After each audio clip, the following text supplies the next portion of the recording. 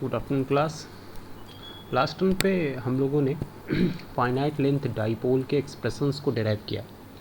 तो finite length dipole के हम लोगों ने इलेक्ट्रिक फील्ड एक्सप्रेशन को डिराइव किया और फिर मैग्नेटिक फील्ड एक्सप्रेशन को भी डिराइव किया। ओके, तो यहाँ पर जो फाइनाइट लेंथ का जो हम लोगों ने एग्जांपल लिया था उसमें अगर हम लोग देखेंगे तो ये z is equals to 0, x equals to 0 and y equals to 0 को हम लोगों ने कंसिडर करके हो गया। तो यहाँ पर प्लस l/2 ये डिस्टेंस होती है, 0 to plus l/2 and 0 to minus l/2 ये डिस्टेंस होती है। ठीक है, तो इसके बेसिस पर हम लोगों ने जो एक्सप्रेशन निकाला था वो आया था e theta is equals to j eta I naught e to the power minus जे के are divide by 2πr cos of के L by 2 cos theta minus cos of के L by 2 divide by sine theta. और इसी expression को जब हम लोगों ने ईटा से डिवाइड कर दिया था तो आ गया था J I naught e to the power of minus जे के are divide by 2πr cos of के L by 2 cos theta minus cos K L by 2 sine theta whole divide by sine theta. Okay, अब यहाँ पर अगर हमें overall length जो थी इसकी एल थी, अब ये कह रहे हैं हम कि हाफ वेव डाइपोल अगर हमें बनाना है तो definitely this length will be equals to λ/2 because overall length will be half of wavelength. Okay, so now we can say this will be from plus λ/4 to minus λ/4. Okay, तो इस तरीके से यहाँ पर अगर हम लोग देखें तो ये अगर आप ये देखिए KL/2 की वैल्यू क्या होगी, तो हम लोग यहाँ पर KL/2 की वैल्यू निकालते हैं। KL/2, so what will be KL/2? K will be equals to 2π/λ into L/2 means λ/2 means λ/4। तो इस तरीके से अगर हम लोग डिवाइड करेंगे so this will become π/2। Okay, so अगर हम लोग इस एक्सप्रेशन को अब लिखेंगे so this will be cos of π/2 cos theta and this expression will be minus of cos of π/2. So now this cos of π/2 will be definitely equal to 0. So ये term जो है this will become cos theta, this whole term will become π/2 and this will become sin theta. So अब यहाँ पर जो term आएगा, जो expression आएगा, बाकी सबका सब एज इट इज़ रहेगा। जैसे कि ये देखिए J eta I naught to the power of minus of J के are divide by 2πr cos of π/2 cos theta divided by sine theta. वहीं अगर h5 का एक्सप्रेशन हम लोग देखते हैं तो h5 विल बी सेम, बस ईटा जो है वो यहाँ से हट जाएगा, गायब हो जाएगा। ठीक है, अब अगर हमें रेडिएशन डेंसिटी निकालनी होती है, पावर रेडिएशन डेंसिटी निकालनी होती है, so that will B W average, that will be half of E theta cross conjugate of h5। और इसका अगर हम पूरे का मॉड ले लें so what will B this, देखिए अगर केवल मॉड ले रहे हैं तो ये माइनस माइनस प्लस हो जाएगा, J square minus minus plus हो जाएगा, क्या हो जाएगा आई नॉट स्क्वायर। अच्छा, ये जो e to the power of J के आर आ रहा है ना, तो mod of e to the power of J के R, mod of e to the power of J theta, mod of e to the power of J theta कुछ भी होगा that will be equals to 1। Okay, तो इसलिए इसको भी हम जो है हम निगलेक्ट ही कर सकते हैं। ठीक, डिवाइडेड बाई ईटा तो रहेगा ही रहेगा, eta will remain as it is, divided by 4πr pi square R square and 2 भी यहाँ पर रहेगा। ओके, और ये पूरा का पूरा एक्सप्रेशन हो जाएगा cos of π/2 cos theta divided by sine theta and this whole term will be squared. Okay, so इस तरीके से ये आपका W एवरेज आ जाएगा। ठीक, unit of this will be, so ये 2 × 4 that will be equals to 8। Okay, तो इस तरीके से अगर हम लोग यहाँ पर देखें तो पावर डेंसिटी जो है that is equals to eta I naught square 8π square R square cos of π/2 cos theta divide by sine theta whole square. अब अगर आप इससे रेडिएशन इंटेंसिटी निकालना चाहते हैं, आप चाहिए तो इसे इस तरीके से भी रिप्रेजेंट कर सकते हैं, अदरवाइज इसे एज इट इज़ ही रहने दीजिए। ठीक है ना, अगर रेडिएशन इंटेंसिटी निकालना चाहते हैं तो radiation intensity will be U is equals to R square W average. तो यहाँ पर आर स्क्वायर मल्टीप्लाई होगा तो आर स्क्वायर वाला टर्म एलिमिनेट हो जाएगा।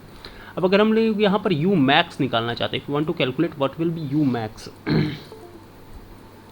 सो यू मैक्स की वैल्यू देखिए क्या होगी, where this value will become maximum, this value will become maximum at theta is equals to pi by 2, because at theta is equals to pi by 2 this value will become 1 and this value will become 0, so cos 0 will be 1, so this whole term will become 1. Okay, so within a sinusoid if any term is equal to 1 then it's okay. Okay, so this is the maximum value, we will get eta mod of I naught ka whole square divided by 8 pi square. Okay, so this will be, and where we will get at theta is equals to pi by 2, at value of theta is equals to pi by 2 we will get this radiation intensity to become maximum. Now if we want to calculate overall radiated power, so we can calculate it by theta is equals to 0 to pi, phi is equals to 0 to 2 pi. Okay, u r square अगर लगते तो w लेके रखते, लेकिन are square यहाँ पर calculate हो गया है तो आर स्क्वायर के बजाय हम लोग सीधे साइन थीटा डी फाई रख देंगे। अच्छा, इसमें जो साइन थीटा डी थीटा वाला टर्म है यही इंटीग्रेट होगा क्योंकि इसमें केवल थीटा के कंपोनेंट, अगर आप एक्सप्रेशन देखिए फाई का कोई कंपोनेंट नहीं है तो फाई वाला एज इट इज़ इंटीग्रेट हो जाएगा। तो यहाँ पर जो टर्म आएगा that will B eta I naught square divided by 8 pi square. Okay, now this term will be cos of pi by 2 cos theta whole square divided by sin theta. Okay, और 0 to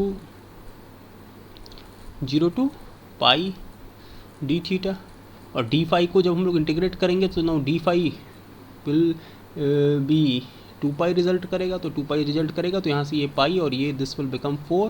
तो इस तरीके से जो expression आ रहा है overall power radiated का that is eta I naught square divided by 4 pi 0 two pi cos square pi by 2 cos theta divide by sine theta.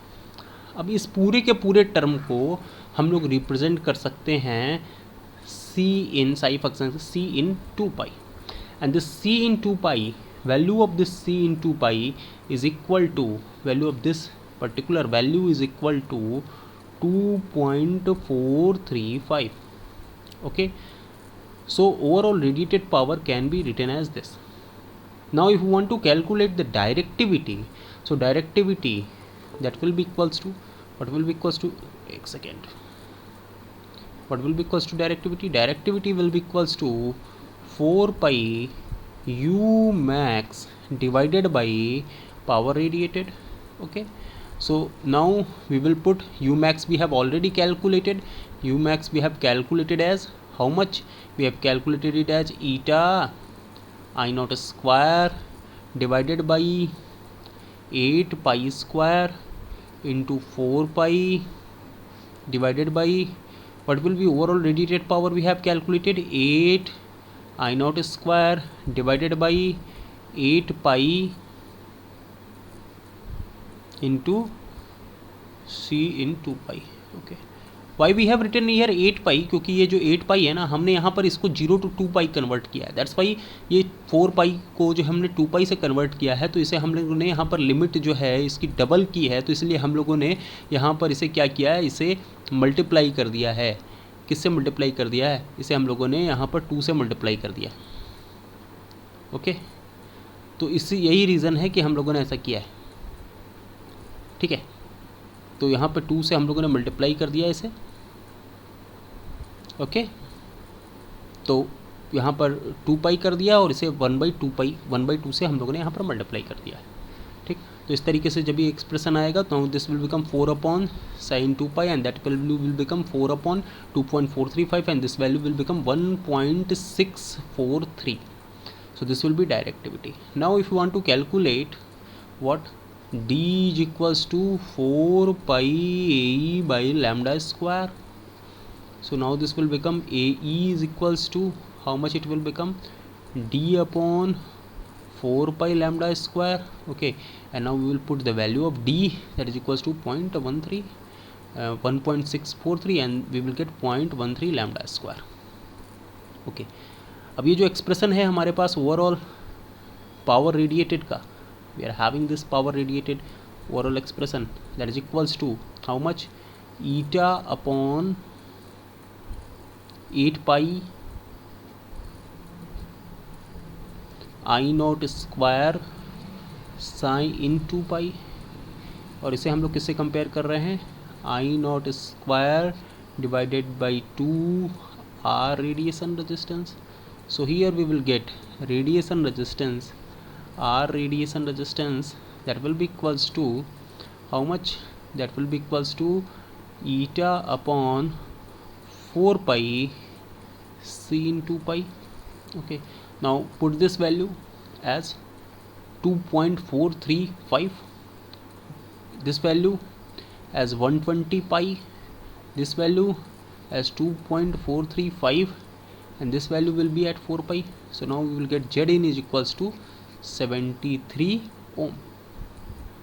Okay, ये होता है पूरा का पूरा. तो इस तरीके से हम लोगों ने इसे यहाँ पर हाफ वेव डाइपोल का सबसे पहले हम लोगों ने जो फाइनाइट लेंथ के लिए जो हम लोगों ने फाइनाइट लेंथ डाइपोल के लिए जो एक्सप्रेशन निकाला, उसमें लेंथ की वैल्यू को λ/2 सेट करके हम लोगों ने हाफ वेव डाइपोल का एक्सप्रेशन निकाला. उसके बाद इलेक्ट्रिक फील्ड और मैग्नेटिक फील्ड के एक्सप्रेशन से हम लोगों ने पावर डेंसिटी का एक्सप्रेशन निकाला, फिर रेडिएशन इंटेंसिटी का एक्सप्रेशन निकाला, and after that expression of radiation intensity we then after calculated the directivity by choosing the maximum radiation direction, that was at theta is equals to pi/2, and then after we calculated what, then after we calculated radiation resistance by comparing whole power formula with I square R radiation by 2. So this is how we got the radiation resistance, that is equals to 73 ohm. Okay, now what will be the maximum radiation direction? So theta is equals to pi/2, that is equals to this is theta is equals to 0 and theta is equals to pi/2 कहाँ पर होगा, तो ये जो XY plane होगा that will be equals to theta is equals to pi/2. अच्छा, phi का जो अगर आप ई थीटा का एक्सप्रेशन देखिए या फिर एच फाई का एक्सप्रेशन देखिए या फिर आप W का एक्सप्रेशन देखिए, यू का एक्सप्रेशन देखिए, पावर का एक्सप्रेशन देखिए, कहीं भी फाई नहीं आ रहा है. तो फाई नहीं आ रहा है इसका मतलब पूरा का पूरा जो हाफ वेव डाइपोल होता है उस केस में जो फाई पे डिपेंडेंसी नहीं होती है. ठीक है, फाई पर कहीं डिपेंडेंसी नहीं होती है, मतलब जो भी एक्सप्रेशन है वो थीटा के टर्म्स में वेरी करता है. तो दैट्स वाई ये फाई के रिस्पेक्ट में, ये पूरे के पूरे फाई के लिए for all value of phi it is symmetrical, same है, बस थीटा की वैल्यू के लिए चेंज हो रहा है. तो थीटा इक्वल्स टू 0 पे मिनिमम है और थीटा इक्वल्स टू pi/2 पर ये क्या है, at theta equals to pi/2 it is maximum. ठीक है, तो इस तरीके से ये जो ओमनी डायरेक्शनल रेडिएशन पैटर्न एक तरीके से हमें मिल रहा है, ये हमें हाफ वेव डाइपोल की तरफ से के केस में मिल रहा है. That is kind of the Apple shape kind of you may say kind of radiation pattern we are getting here. okay, तो इस तरीके का रेडिएशन पैटर्न होता है जहाँ पर कि theta is equals to 0 Z direction में कोई भी रेडिएशन नहीं होता है. तो इस तरीके से हम लोग ने देखा कि हाफ वेव डाइपोल किस तरीके से हम लोग उसकी फील्ड क्या होती है, रेडिएशन किस तरीके, रेडिएशन पैटर्न कैसा होता है, फिर उसका डायरेक्टिविटी क्या होता है, अगर हम उसका अपर्चर कैलकुलेट करना चाहें तो अपर्चर क्या होता है, और फिर अगर उसका हम लोग रेडिएशन रेजिस्टेंस कैलकुलेट करना चाहें तो हम लोग कैसे कर सकते हैं. Thank you.